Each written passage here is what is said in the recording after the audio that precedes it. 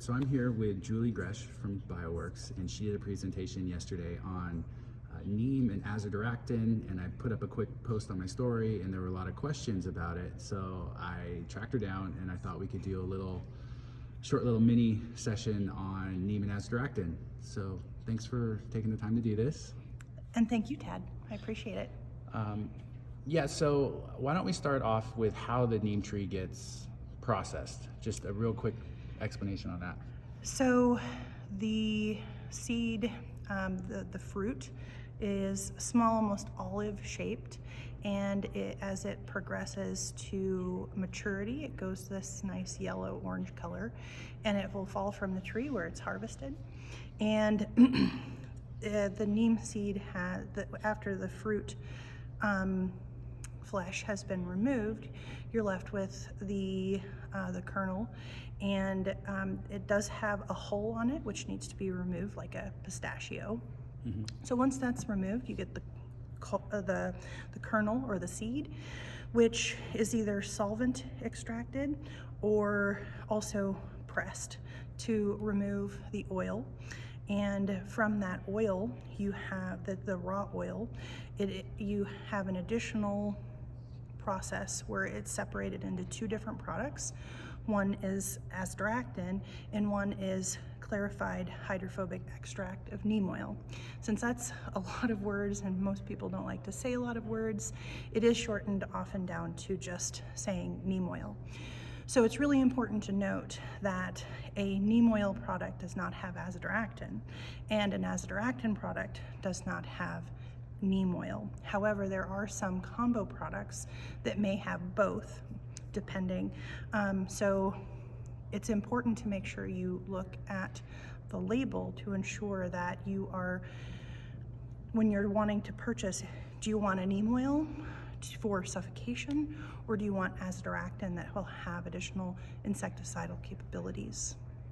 And those neem oil products are typically formulated in an oil, like a sunflower oil, and those will then help facilitate the application and the spread and the absorption of that chemical into the insect's cuticle, which there can be some contact efficacy, but mainly it needs to be ingested for maximum efficacy.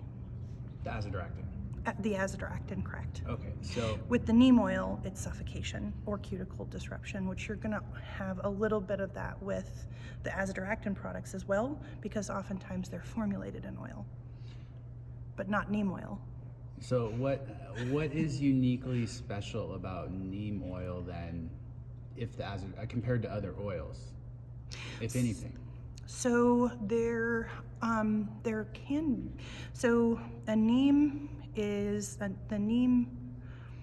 oil comes from a botanical source. So you can have a product like Suff Oil X that is made from a horticultural mineral oil. And that is different than something that is botanically produced. So it's produced from something in nature, the neem tree, the seed that we talked about. So each of those can be highly efficacious and will have their place. And you can oftentimes even use those in rotation, just depending on what your goals are and what insects may be on the label, or even what diseases or mites are on those labels. So again, make sure you read the label because not all of them will be targeting the same insects, mites. And some of these products are also fungicidal. So I would say there are differences in the oils, and a reason you may choose, say, a neem oil over a horticultural mineral oil is that it is plant-based, mm-hmm. and it's going to be more complex, I would say, than something that is more of a pure mineral oil, and there's going to be several compounds that come from the tree with that. But again, it's fundamentally different, from a horticultural mineral oil from a neem oil. So try them both. see what works best for you. Sometimes, like I said, they are used in rotation. I wouldn't tank mix them, but they can be used in rotation, especially if you're trying to target specifically things that are on the label. Okay, and neem oil is EPA regulated product, or registered product, sorry, and some of these other oils, like some of the thyme products, lavender, those are all 25B products, so there's a little more regulation around neem. Correct. As well. So your Azadirachtin products, your Neem products, and your combo products will all be found listed at the Environmental Protection Agency, EPA. And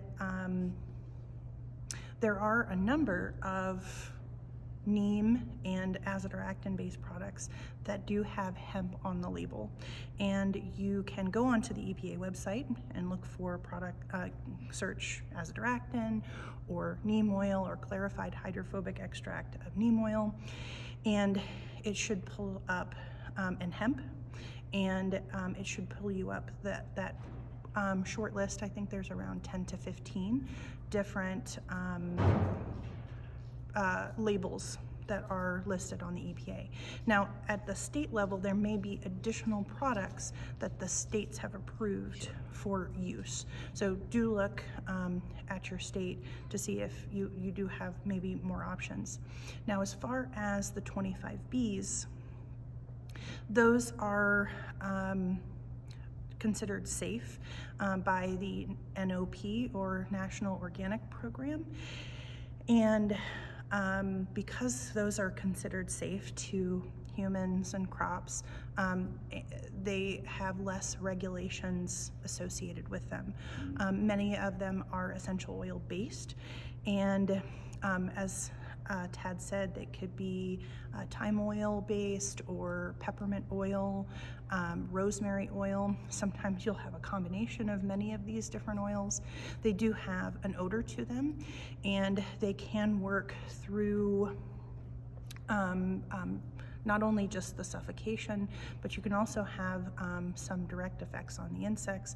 It may disrupt, some sort of insect physiology, just depending on what oil, essential oil is in those 25B products. There's also an odor associated with it. Some people, depending again on the essential oil, can think that it is a pleasant odor.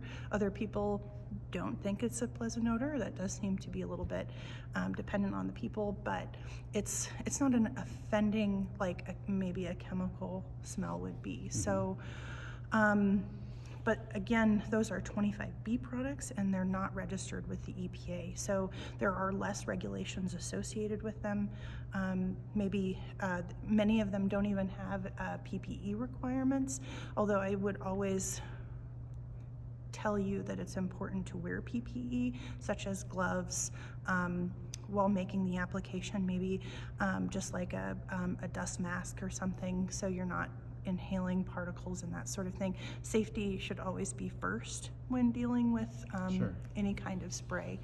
So in addition to the suffocation or maybe some sort of physiological effects with the insect, that odor can make insects not like it, and so they may disappear. They may try to go to a different plant. They may leave if it's a greenhouse. If it's a grow, obviously, there's only so far for them to go, but they may not come back to the plant. So they would then at that point starve. So there's neem oil might have that effect too, because Correct. It has a very pungent odor. And one thing on 25B products I want to mention is there's no requirement for any efficacy data on them. So I could mix in my garage rosemary oil and peppermint oil and slap it on a label and make a product and pretty much say that it kills these things, but I don't have to actually provide any data. So as a consumer, you guys have to be very careful. Absolutely, and thank you for bringing that up.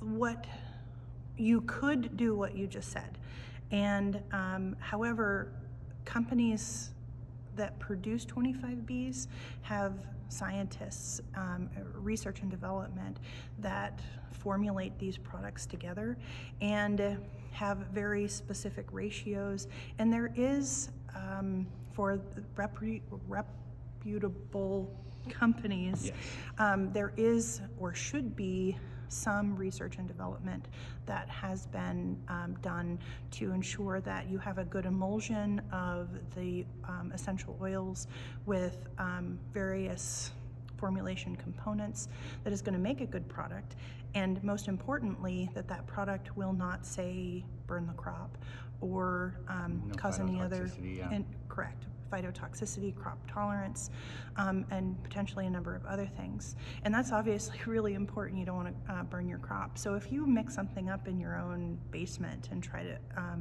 apply it to your plant, it may not mix in water very well. It may want to just float right up to the surface.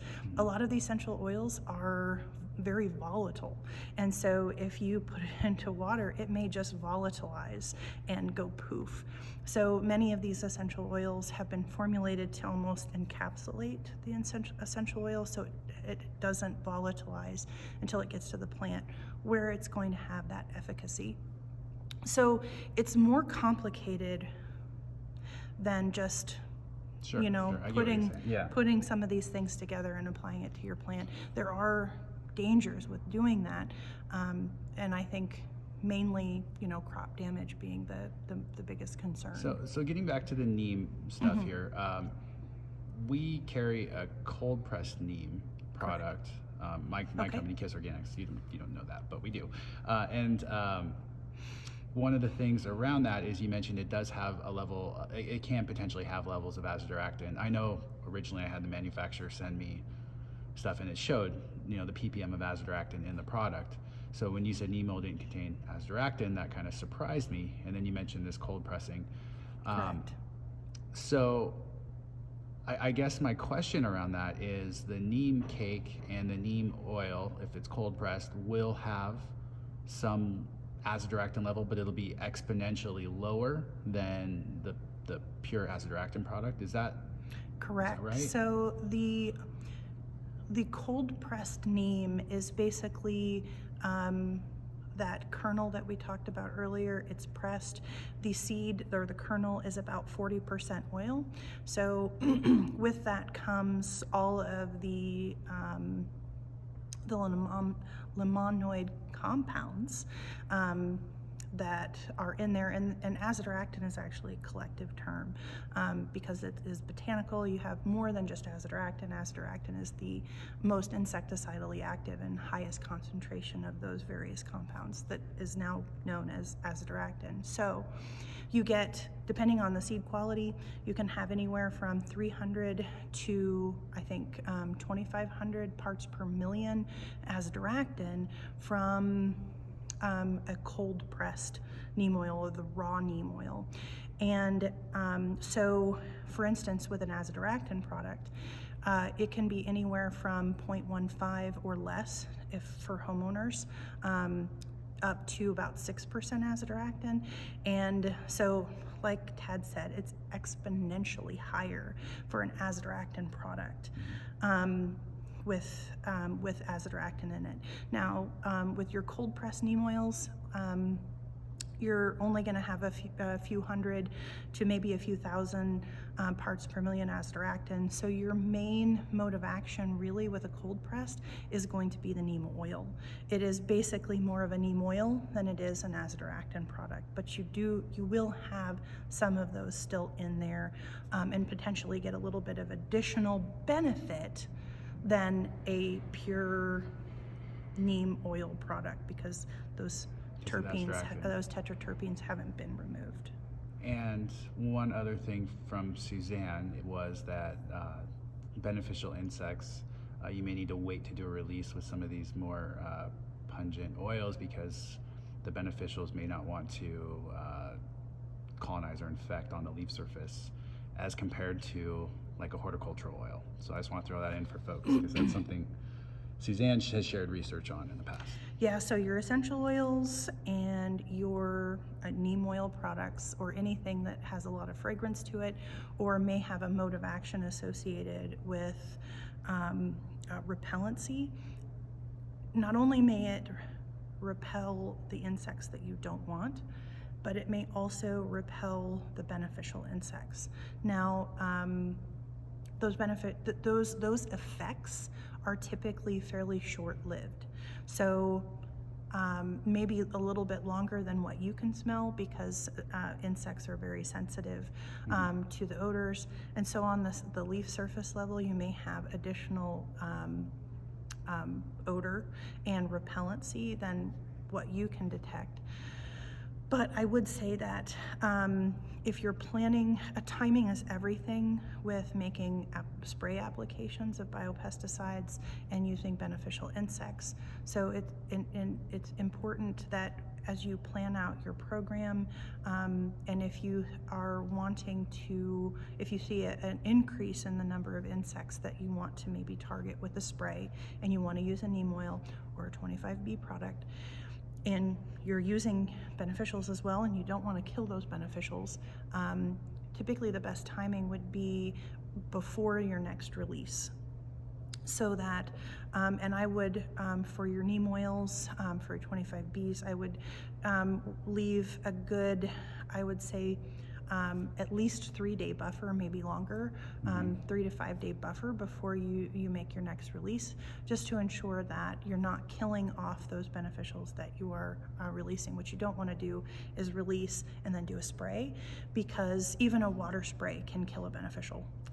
So just being very cognizant of the timing of your applications of both your biopesticides and your natural enemies is going to be really important. And that's the best way to develop these programs to ensure that you get the best bang for your buck, both biopesticide and natural enemy. What are the risks associated with Azadirachtin products? I know they're harmful to aquatic life, marine life, so you don't want to use them around water. Are there any other, because are they, the mode of action with them are they a neural disruptor? They are the Azadirachtin, Antifeedant, what, yeah. There's antifeedant and repellency properties. Those are typically dose dependent and short-lived. So typically, as we just mentioned with the natural enemies, the higher the dose, the longer the response may be. And that typically is only going to last a couple of days at most. So the other mode of action specifically with Azadirachtin is that it's an insect growth regulator, which means that you're mainly targeting juvenile insects. And those juvenile insects are your target. So you want to make sure that juvenile insects are there at the time of application, and that you're not targeting your adults, because adults will not be impacted, or much less so. I went off on a tangent. What was the original question? Any risks associated with Azadirachtin? Thank you.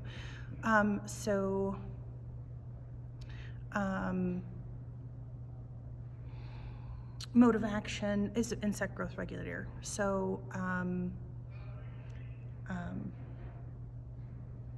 sorry, I've lost. We can my come train back to of it. thought. It's okay. Yeah, ask another question, because or ask the same question again, just so I can. Just the Azadirachtin products, what are there risks associated with them, as opposed to like using neem oil or Ceph oil or some of these other pesticides? So Neem and Azadirachtin products are safe, the really low mammalian toxicity. As Tad mentioned, if you apply any product that is oil-based to water, it's going to create an oil slick, so it's going to be toxic to fish. Also, invertebrate insects in the water will be harmed by the Azadirachtin. So that's a concern. If you directly spray the beneficials, there may be some impact just because it's a spray. If your beneficial insect sips from the plant, there could be some impact to those insects than the insects that purely just eat insects as a food source. Some beneficials will sip from the plant. So there could be a little bit of more impact for those, but for the most part, most beneficials are not harmed by Azadirachtin. If it is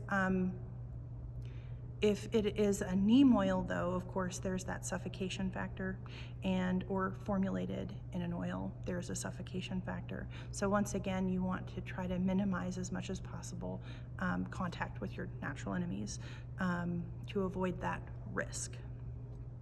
Okay. Great. Well, I think we covered quite a bit, so I really appreciate it. Thank you for doing that today. Thank you, Tad. I appreciate it.